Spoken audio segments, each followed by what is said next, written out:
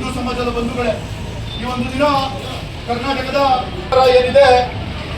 ಗೋ ಹಂತಕರಿಗೆ ಪ್ರೋತ್ಸಾಹ ಮಾಡುವಂತಹ ನಿಟ್ಟಿನಲ್ಲಿ ಇರುವಂತಹ ವಿಧಾಯಕ ಕಾಯ್ದೆಯನ್ನು ಉದ್ದೇಶ ಏನಂದ್ರೆ ನಾವೆಲ್ಲರೂ ಕೂಡ